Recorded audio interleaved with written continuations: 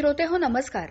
आढावा विधानसभा मतदारसंघांचा या कार्यक्रमात आपलं स्वागत. या कार्यक्रमात आज आपण ऐकणार आहोत पुणे आणि पिंपरी चिंचवड शहरातल्या 11 विधानसभा मतदारसंघांचा आढावा. या विधानसभा मतदारसंघातलं लढतींचं चित्र आता स्पष्ट झालं आहे. याबाबत अधिक माहिती देत आहेत आमच्या प्रतिनिधी सीमा चोरडिया. पुणे शहरात 8 विधानसभा मतदारसंघ आहेत. त्यापैकी काही मतदारसंघातील लढत भाजप आणि काँग्रेस यांच्यात होत आहे. त्यामध्ये कसबा, शिवाजीनगर, पुणे कॅन्टोन्मेंट मतदारसंघांचा समावेश आहे. तर वडगाव शेरी आणि हडपसरमध्ये राष्ट्रवादी काँग्रेस शरदचंद्र पवार पक्ष विरुद्ध राष्ट्रवादी काँग्रेस पक्ष अशी लढत होणार आहे.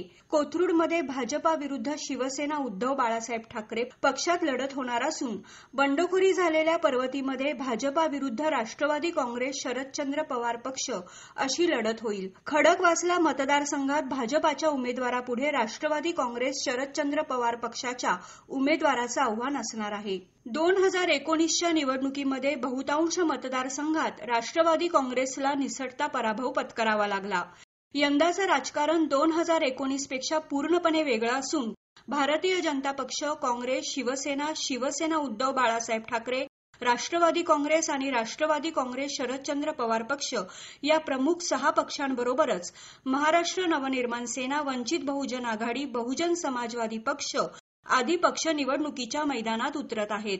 पुणे आणि पिंपरी चिंचवड शहरातल्या एकूण 11 मतदारसंघांमध्ये 168 उमेदवार रिंगणात असून यापैकी सर्वाधिक म्हणजे 21 उमेदवार चिंचवड विधानसभा मतदारसंघात आहेत, तर भोसरी विधानसभा मतदारसंघात सर्वात कमी म्हणजे 12 उमेदवार रिंगणात आहेत. शिरूर लोकसभा मतदारसंघात येणारा हडपसर विधानसभा मतदारसंघ गेल्या निवडणुकीत राष्ट्रवादी काँग्रेस पक्षाचे चेतन तुपे यांनी भाजपाचे या भागातील माजी आमदार योगेश टिळेकर यांच्यावर अवघ्या 2000 मतांनी मात करत निसटता विजय मिळवला होता. राष्ट्रवादी काँग्रेसमध्ये फूट पडल्यानंतर चेतन तुपे अजित पवार यांच्या नेतृत्वाखालील राष्ट्रवादी काँग्रेस पक्षात सामील झाल्यानं ते महायुतीचे उमेदवार म्हणून रिंगणात उतरत आहेत. तर दुसरीकडे राष्ट्रवादी काँग्रेस शरदचंद्र पवार पक्षाचे शहराध्यक्ष प्रशांत जगताप यांना यंदा तिकीट मिळालं असलं तरी अनेक स्थानिक नेत्यांचा रोष असून जगताप यांच्यासाठी ही लढत आव्हानात्मक ठरणार आहे. यंदा महाराष्ट्र नवनिर्माण सेनेचे साईनाथ बाबर हे देखील निवडणुकीच्या रिंगणात असून त्यांच्या उमेदवारीनं समीकरणं बदलू शकतात. या मतदारसंघात महाविकास आघाडीला बंडखोरीचा फटका बसला आहे. शिवसेना उद्धव बाळासाहेब ठाकरे पक्षाचे गंगाधर बदेही निवडणूक लढवणार आहेत.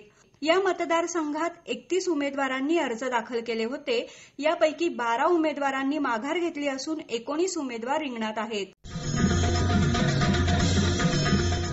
पुण्याच्या राजकारणातला सर्वाधिक चर्चेत असलेला मतदारसंघ म्हणजे कसबा विधानसभा मतदारसंघ. 1995 ते 2019 पर्यंत भाजपाचा बालेकिल्ला अशी या मतदारसंघाची ओळख होती.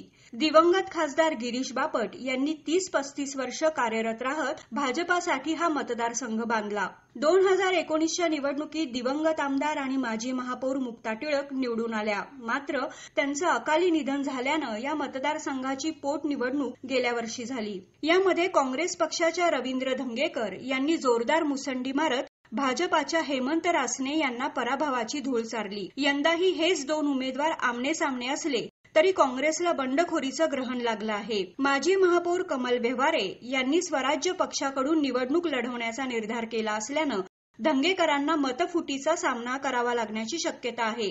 मनसेनं या मतदारसंघात गणेश भोकरे यांना उमेदवारी दिली. या मतदारसंघात महिला उमेदवारांची संख्या अधिक असून या मतदारसंघातील निकाल महिलांच्या हाती आहे असं म्हटलं तर वावगं ठरणार नाही. कसबा विधानसभा मतदारसंघात 14 जणांनी निवडणुकीचे अर्ज दाखल केले होते. त्यापैकी 2घांनी माघार घेतल्यानं 12 उमेदवार निवडणुकीच्या रिंगणात आहेत. पुणे शहरातील कॉस्मोपॉलिटन मतदारसंघ म्हणून कॅन्टोन्मेंट मतदारसंघाची ओळख असली तरी अनुसूचित जातीसाठी राखीव असा मतदारसंघ आहे. या संघात यावेळी चौरंगी निवडणूक पाहायला मिळणार आहे. भाजपाचे विद्यमान आमदार सुनील कांबळे, काँग्रेसचे माजी आमदार रमेश बागवे, वंचित बहुजन आघाडीचे उमेदवार निलेश आल्हाट निवडणूक लढवणार आहेत. काँग्रेसच्या माजी नगरसेविका लता राजगुरू यांनीही अपक्ष निवडणूक लढवण्याचा निर्धार केला होता. मात्र त्यांची बंडखोरी शमवण्यात पक्षाला यश आलं. बसपाचे महेश जगताप हे देखील निवडणुकीच्या रिंगणात दाखल झाल्यानं या मतदारसंघात चौरंगी निवडणूक पाहायला मिळणार आहे. महाराष्ट्र स्वराज्य पक्षाचे यशवंत मडगम हे देखील निवडणुकीच्या रिंगणात आहेत. वडगाव शेरी विधानसभा मतदारसंघात गेल्या निवडणुकीत राष्ट्रवादी काँग्रेसच्या सुनील टिंगरे यांनी भाजपाच्या जगदीश मुळीक यांचा पराभव केला. यंदा महायुतीकडून ही जागा राष्ट्रवादी काँग्रेस पक्षाला सुटल्यानं पुन्हा सुनील टिंगरे यांना तिकीट मिळालं. पण भाजपाचे मुळीक हे तिकीट न मिळाल्यानं नाराज असून टिंगरे यांच्यासाठी ही लढत अवघड जाण्याची शक्यता नाकारता येत नाही. महाविकास आघाडीतर्फे ही जागा राष्ट्रवादी काँग्रेस शरदचंद्र पवार पक्षाला मिळाली असून माजी आमदार बापूसाहेब पठारे यांना तिकीट मिळालंय. तसंच वंचित बहुजन आघाडीकडून विवेक लोंढे निवडणुकीच्या रिंगणात आहेत. याशिवाय बसपाने या मतदारसंघात उमेदवार दिला असून हुलगेश चलवादी निवडणूक लढवणार आहेत. मात्र खरी लढत राष्ट्रवादी काँग्रेस आणि राष्ट्रवादी काँग्रेस शरदचंद्र पवार पक्ष यांच्यातच असणार आहे. 2008 सालच्या मतदार पुनर्रचनेनुसार शिवाजीनगर मतदारसंघाची रचना करण्यात आली. आतापर्यंत या मतदारसंघात 3 निवडणुका झाल्या. यामध्ये काँग्रेसच्या विनायक निमण यांनी बाजी मारली. त्यानंतर विजय काळे आणि सिद्धार्थ शिरोळे आमदार झाले. गेल्या वेळीप्रमाणे यंदाही काँग्रेसकडून दत्ता भैरट आणि भाजपचे सिद्धार्थ शिरोळे आमने सामने उभे ठाकले आहेत. गेल्या 10 वर्षापासून या मतदारसंघावर भाजपाचे वर्चस्व असले तरी 2024 च्या लोकसभा निवडणुकीत पक्षाला या मतदारसंघातून सर्वात कमी मते मिळाली आहेत. तसंच गेल्या निवडणुकीत भाजपाच्या शिरोळे यांनाही सहजासहजी विजय मिळवता आला नाही. अवघ्या 5114 मतांनी काँग्रेसच्या दत्ता भैरट यांना पराभव पत्करावा लागला. यंदा या मतदारसंघात काँग्रेसला बंडखोरीचा सामना करावा लागला. खडकी कॅन्टोन्मेंट बोर्डाचे उपाध्यक्ष राहिलेले मनीष आनंद यांनी बंडखोरी केली आहे. त्यामुळे काँग्रेसला मतफुटीचा सामना करावा लागण्याची शक्यता आहे. भाजपामध्येही अंतर्गत नाराजी नाट्य कायम आहे. पूर्वीपासून भाजपाचा बालेकिल्ला असणाऱ्या खडकवासला या मतदारसंघात यंदाची निवडणूक लक्षवेधी ठरणार आहे. गेल्याच निवडणुकीत हॅट्रिक केलेले भाजपाचे आमदार भीमराव तापकीर यांच्यावर पक्षानं पुन्हा विश्वास दाखवला असून त्यांना उमेदवारी देण्यात आली. तर दुसरीकडे राष्ट्रवादी काँग्रेस शरदचंद्र पवार पक्षाकडून योगेश दोडके यांना उमेदवारी देण्यात आली. त्यातच दिवंगत आमदार रमेश वांजळे यांचे पुत्र मयुरेश वांजळे यांना मनसेने तिकीट दिल्यानं या मतदारसंघात सर्वच उमेदवारांचा कस लागणार आहे. गेल्या विधानसभा निवडणुकीत सचिन दोडके यांनी जोरदार मुसंडी मारल्यानं तापकीर यांना सहजासहजी विजय मिळवता आला नाही. अवघ्या 2595 मतांच्या फरकानं दोडके पराभूत झाले. यंदा राजकीय समीकरणं बदलली असून विजयाची माळ कोणाच्या गळ्यात पडेल हे पाहणं महत्वाचं ठरणार आहे. या मतदारसंघात 14 जण निवडणुकीच्या रिंगणात आहेत. पुण्यातला कोथरूड मतदारसंघ हा भारतीय जनता पक्षाचा बालेकिल्ला असणारा मतदारसंघ.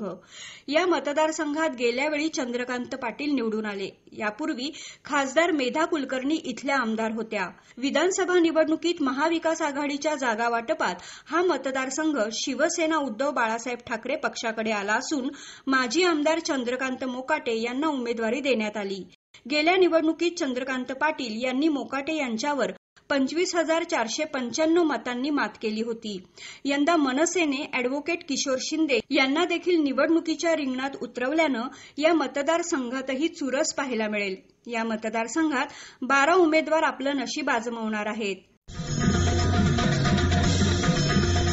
पुणे शहरातील भाजपाचा गड ओळखला जाणाऱ्या पर्वती मतदारसंघात गेल्या 15 वर्षापासून माधुरी मिसाळ यांनी एकतर्फी विजय मिळवत या मतदारसंघावर वर्चस्व प्रस्थापित केलं. यंदा पुन्हा त्यांना तिकीट मिळालं आहे. मात्र यावेळी त्यांना अंतर्गत बंडाळीचा सामना करावा लागत आहे. तर दुसरीकडे राष्ट्रवादी काँग्रेस शरदचंद्र पवार पक्षानं माजी नगरसेविका अश्विनी कदम यांना तिकीट दिलं आहे. या भागातील काँग्रेसचे मातब्बर नेता आबा बागुल यांनी बंडाचं निशाण फडकवल्यानं राष्ट्रवादी काँग्रेस शरदचंद्र पवार पक्षाची डोकेदुखी चांगलीच वाढली आहे. या मतदारसंघात तिरंगी लढत पाहायला मिळणार आहे. एकीकडे उच्चभ्रूवर्ग तर दुसरीकडे झोपडपट्ट्यांचा भाग अशा 2 टोकाच्या वसाहतीतील मतदार कोणाला कौल देतील हे लवकरच स्पष्ट होईल. भोसरी विधानसभा मतदारसंघ शिरूर लोकसभा मतदारसंघात येतो. सध्या या मतदारसंघाचं प्रतिनिधित्व भाजपचे आमदार महेश लांडगे यांच्याकडे आहे. 2014 मध्ये शिवसेना भाजपाची युती आणि काँग्रेस राष्ट्रवादी काँग्रेसची आघाडी तुटली. त्यामुळे सगळ्याच पक्षांनी स्वबळ आजमावलं. भोसरीत पंचरंगी लढत झाली. त्यात अपक्ष आमदार महेश लांडगे विजयी झाले. 2009 आणि 2014 मध्ये पिंपरीतील मतदार अपक्ष उमेदवारांच्या पाठीशी उभे राहिले. 2014 अपक्ष लढून विजयी झालेल्या महेश लांडगेंनी ऑक्टोबर 2016 मध्ये भाजपामध्ये प्रवेश केला.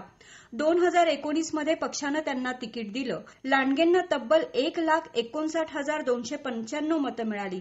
विशेष म्हणजे भोसरी हा शिरूर लोकसभा मतदारसंघातील एकमेव मतदारसंघ असा आहे जिथे भाजपाचा आमदार आहे. अन्यथा बाकी सगळ्या मतदारसंघांमध्ये 2019 मध्ये राष्ट्रवादी काँग्रेसचे उमेदवार निवडून आले. पक्षात फूट पडल्यानंतर 5 पैकी 4 आमदार अजित पवारांबरोबर गेले तर 1 आमदार शरद पवारांबरोबर राहिले. चिंचवड मतदारसंघात सुरुवातीला राष्ट्रवादी पक्षाचा वरचष्मा होता. राष्ट्रवादीचे लक्ष्मण जगताप आमदार होते. त्यांच्या निधनानंतर गेल्या वर्षी पोटनिवडणूक झाली. त्यांच्या पत्नी अश्विनी जगताप यांना पक्षाचं तिकीट दिलं. त्या निवडूनही आल्या. अजित पवार यांचा प्रभाव असणारा हा मतदारसंघ जागा वाटपात भाजपाकडे गेला. त्यामुळे राष्ट्रवादी पक्षात नाराजी होती. दुसरीकडे शंकर जगताप यांना भाजपाकडून तिकीट मिळालं. अजित पवार यांचे निष्ठावंत मानले जाणारे नाना काटे यांनी बंडखोरी करत अपक्ष म्हणून उमेदवारीचा अर्ज भरला. मात्र त्यांची मनधरणी करण्यात पक्षश्रेष्ठींना अखेर यश आलं आणि त्यांनी अर्ज मागे घेतला. महाविकास आघाडीकडून ही जागा राष्ट्रवादी काँग्रेस शरदचंद्र पवार पक्षाला सुटल्यानं राहुल कलाटे यांना उमेदवारी देण्यात आली. गेल्या वर्षीच्या पोटनिवडणुकीत अश्विनी जगताप यांना 1,35,484 मतं मिळाली तर नाना काटे यांना 99,424 मतं मिळाली. या निवडणुकीत राहुल कलाटे अपक्ष उमेदवार म्हणून उभे राहिले होते. त्यांच्याही खात्यात तब्बल 40,075 मते जमा झाली. राहुल कलाटे यांच्या बंडखोरीचा फटका नाना काटे यांना बसला अशी चर्चा त्यावेळी रंगली. मात्र आता राजकीय समीकरणं बदलली आहेत. तब्बल 5 वेळा नगरसेवक राहिलेले भाऊसाहेब भोईर हे देखील अपक्ष म्हणून निवडणुकीच्या रिंगणात उतरले आहेत. त्यामुळे ही निवडणूक चौरंगी रंगणार आहे. लोकसंख्येच्या बाबतीत चिंचवड विधानसभा मतदारसंघ सर्वात मोठा मतदारसंघ ठरला आहे. या मतदारसंघात 6,43,769 मतदार आहेत. गेल्या 15-20 वर्षांपासून पिंपरी चिंचवड शहराची वाटचाल उद्योगनगरीच्या दिशेनं होत आहे. त्यामुळं शहरात गेल्या 5 वर्षात 3 लाख मतदारांची भर पडली आहे. पिंपरी चिंचवड आणि भोसरी या मतदारसंघांच्या आजूबाजूला तळेगाव, चाकण, हिंजेवाडी या भागात आयटी पार्क आणि उद्योगधंद्यांचा विस्तार मोठ्या प्रमाणावर वाढला. त्यामुळे गेल्या 10 वर्षात मतदार नोंदणीमध्ये लक्षणीय वाढ झाली. मावळ लोकसभा मतदारसंघात येणारा पिंपरी हा विधानसभा मतदारसंघ अनुसूचित जातींसाठी राखीव आहे. पिंपरी चिंचवड महापालिकेवर राष्ट्रवादी काँग्रेस पक्षाची एकहाती सत्ता होती. या काळात शहरामध्ये विविध विकास प्रकल्प आणण्यात आले. पायाभूत सुविधा उपलब्ध करून देण्यात आल्या. अजित पवारांचे निष्ठावंत अण्णा बनसोडे हे या मतदारसंघातील पहिले आमदार ठरले. यानंतर 2014 मध्ये शिवसेनेचे गौतम चाबुकस्वार यांनी आमदारकी मिळवली. पुन्हा 2019 मध्ये अण्णा बनसोडे आमदार झाले. गेल्या निवडणुकीत त्यांनी भारतीय जनता पक्षाच्या अमर साबळे यांचा पराभव केला. यंदाच्या निवडणुकीत राजकीय समीकरण बदलल्यानं अण्णा बनसोडे राष्ट्रवादी पक्षाकडून निवडणूक लढवत आहेत तर राष्ट्रवादी काँग्रेस शरदचंद्र पवार पक्षाच्या शीलवंत धर यांना तिकीट मिळालं असून या मतदारसंघातून दुरंगी लढत पाहायला मिळणार आहे. शिवसेना उद्धव बाळासाहेब ठाकरे पक्षाचे गौतम चाबुकस्वार यांनी बंडखोरी केली. मात्र त्यांची समजूत काढण्यात पक्षश्रेष्ठींना यश आलं. महायुतीचा घटक पक्ष असणाऱ्या रिपब्लिकन पक्षाच्या चंद्रकांत सोनकांबळे, शिवसेनेचे माजी नगरसेवक जितेंद्र ननावरे यांनीही बंडखोरी करत अर्ज दाखल केला होता.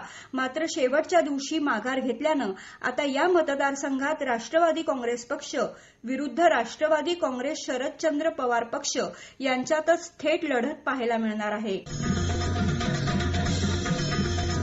ज्येष्ठ पत्रकार सुजित तांबडे यांनी पुणे आणि पिंपरी चिंचवड शहरातल्या विधानसभा मतदारसंघांबाबत केलेली ही टिप्पणी. पुण्यामध्ये 8 विधानसभा मतदारसंघ आहेत. पिंपरी चिंचवडमध्ये 3 आहेत आणि जिल्ह्यामध्ये 10 विधानसभा मतदारसंघ आहेत. या 21 विधानसभा मतदारसंघ जे आहेत त्याचे लढतीचं चित्र आता स्पष्ट झालेलं आहे. या 21 विधानसभा मतदारसंघांमध्ये 303 उमेदवार आता निवडणुकीच्या रिंगणामध्ये आहेत. निवडणूक म्हटली की सर्वसामान्य जो मतदार आहे त्या सर्वसामान्य नागरिकांचे प्रश्न हे उमेदवारांनी कसे सोडवायचे या संदर्भातील आश्वासनं देणं हे अपेक्षित असतं आणि त्यानंतर प्रचाराला जर सुरुवात केलेलीच आहे. परंतु आतापर्यंतची स्थिती आपण पाहिली तर पुण्यातील प्रश्न हे बाजूला राहिलेले आहेत. त्याच्याऐवजी उमेदवार हे एक प्रचारामध्ये एकमेकांवरती आरोप टीका टिप्पणी करणे यावर जास्तीत जास्त भर देताना दिसतात. त्यामुळे पुण्याच्या बाबतीने विचार जर आपण केला तर पुण्यातले जे विकासाचे मुद्दे आहेत ते आता कुठेतरी प्रचारामध्ये मागे पडलेले दिसतात आणि वैयक्तिक टीका टिप्पणी करणे याच्यावरती जास्त भर दिलेला दिसतोय. कारण मागे झालेली लोकसभा निवडणुकीमध्ये पण हे चित्र पाहायला मिळालं. परंतु एकंदरीत उमेदवारांनी याचा विचार केला पाहिजे की पुण्याच्या दृष्टीने विकासाचा मुद्दा जो आहे तो महत्वाचा आहे आणि त्या दृष्टीने काय करता येईल याचा विचार प्रत्येक उमेदवारांनी केला पाहिजे. आता मुख्य जे प्रश्न पुण्याचे आहेत तो वाहतूक आहे, पाणी प्रश्न आहे, प्रदूषण आहे. या विषयी उमेदवारांनी आता बोललं पाहिजे. प्रचारामध्ये जे जाहीरनामे प्रसिद्ध होतील त्याच्यामध्ये त्या आश्वासनं असतील, पण प्रत्यक्षात काय करणार याचं जे विजन असतं ते उमेदवारांनी दिलं पाहिजे. मग आता पुण्याच्या पाण्याचा प्रश्न विचार केला तर पुण्यात 4च धरणं आहेत. मग खडकवासला आहे, वरसगाव आहे, पानशेत आहे, टेमघर आहे. आता आणखी काही नवीन धरण बांधणं सध्या तरी पुण्याच्या आसपास शक्य नाही. मग अन्य पर्याय कोणते आहेत याच्यावरती चर्चा झाली पाहिजे. त्यामुळे विकासाचा मुद्दा घेताना पुण्याचा पाणी प्रश्न हा प्रामुख्याने आता जिव्हाळ्याचा विषय आहे लोकांशी. त्या संदर्भात काय करणार हे राजकीय पक्ष आणि उमेदवार यांनी त्याच्याविषयीचा आपला असलेला जे दृष्टिकोन आहे तो मांडला पाहिजे. दुसरा महत्वाचा पुण्याचा विषय आहे तो वाहतुकीचा. तर वाहतुकीचा प्रश्न हा अनेक वर्षापासून आहे. आता मेट्रोचं काम चालू आहे, परंतु मुख्य जो हेतू आहे तो म्हणजे सार्वजनिक वाहतूक व्यवस्था जी आहे ती सक्षम नाही हे कुठेतरी आहे. तर त्या दृष्टीने काय करता येईल म्हणजे पुण्यातील असलेली बस सेवा याचा जर विचार केला तर ती काय तेवढी सक्षम आहे असं वाटत नाही. मेट्रोचा आता काही मार्ग सुरू झालेत तर तिथे पार्किंगचे प्रश्न आहेत, तिथे मेट्रोचे स्टेशन्स आहेत, तिथे पार्किंग जे आहे त्याची उपलब्धता नाहीये. त्यामुळं नागरिक समजा त्या मेट्रो स्टेशनपर्यंत गेले तर त्यांनी त्यांची वाहनं जी आहेत ती लावावी कुठे हाही मोठा प्रश्न आहे. तर याच्याविषयी कुठेतरी उमेदवारांनी काहीतरी बोललं पाहिजे. पुण्यातलं वाढतं प्रदूषण हा मोठा प्रश्न आता उद्भवणार आहे. गेल्या अनेक वर्षापासून नदी सुधार प्रकल्पाचा विषय चर्चा चालू आहे. फक्त होणार आहे, परंतु प्रत्यक्षामध्ये कामकाज चाललेलं आहे त्याच्याविषयी ती समाधानकारक आहे का याचा विचार केलेला नाही. पिंपरी चिंचवडचा विचार जर आपण केला तर पिंपरी चिंचवडमध्ये औद्योगिक नगरी म्हणून ओळखली जाते, परंतु प्रत्यक्ष स्थिती काय आता आहे की अनेक उद्योग हे स्थलांतरित होताना दिसत आहेत. त्याचबरोबर पिंपरी चिंचवडमध्ये गेले 4-5 वर्षापासून दिवसाआड पाणी पुरवठा आहे. याच्याविषयी काय करणार तर तिथल्या असलेले ते 3 मतदारसंघ आहे पिंपरी चिंचवड आणि भोसरी. इथल्या उमेदवारांनी याविषयी आपण काय करणार आहोत याविषयी सांगितलं पाहिजे, तर मतदारांना ते स्वीकारतील आणि मतदार मतदानासाठी बाहेर येऊ शकतील. लोकप्रतिनिधींकडून असलेल्या अपेक्षा या विषयावर नवमतदार आकाश पाटील यांनी आकाशवाणीकडे आपली प्रतिक्रिया व्यक्त केली. हडपसर विधानसभा मतदारसंघात पिण्याच्या पाण्याचा प्रश्न मोठ्या प्रमाणावर आहे. अनेक वेळा दूषित पाणी पुरवठा होतो, त्यामुळे अनेक नागरिकांच्या आरोग्याचा प्रश्न या ठिकाणी निर्माण होतो. तसेच वाहतूक कोंडीचा मोठ्या प्रमाणावर नागरिकांना त्रास सहन करावा लागतो. संध्याकाळच्या वेळेस खडेमशीन चौक असू द्या, कात्रज चौक असू द्या किंवा हडपसरचा मुख्य भाग असू द्या या ठिकाणी मोठ्या प्रमाणावर वाहतूक कोंडी होते. तसेच बहुचर्चित कात्रज कोंढवा रोड आहे तो अद्याप पूर्ण झालेला नाहीये. हडपसर विधानसभा मतदारसंघात क्रीडा मैदानांचा प्रश्न आहे. अद्यावत क्रीडा मैदानात हडपसर विधानसभा मतदारसंघात नाहीये. तसेच सुरक्षेच्या दृष्टीचा प्रश्न या ठिकाणी हडपसर विधानसभा मतदारसंघात आहे. अनेक ठिकाणी सीसीटीव्ही काम करत नाहीये किंवा सीसीटीव्ही नाहीयेत. तसेच या ठिकाणी मोठ्या प्रमाणावर ड्रेनेज लाईनचा प्रश्न आहे. नवीन जे पण आमदार निवडून येणार आहेत त्यांनी या सर्व प्रश्नांना लवकरात लवकर मार्गी लावून आपला हडपसर विधानसभा जो मतदारसंघाचा भाग आहे पुणे शहरातला चांगला भाग म्हणून ओळखला जावा यासाठी प्रयत्न करावे. श्रोतेहो, आढावा विधानसभा मतदारसंघांचा या कार्यक्रमात आज आपण ऐकलात पुणे आणि पिंपरी चिंचवड शहरातल्या 11 विधानसभा मतदारसंघांचा आढावा. निवेदन आणि संपादन होतं माधवी कुलकर्णी यांचं आणि संकलन होतं सीमा चोरडिया यांचं. हा कार्यक्रम आकाशवाणी पुणे केंद्राच्या प्रादेशिक वृत्त विभागानं सादर केला.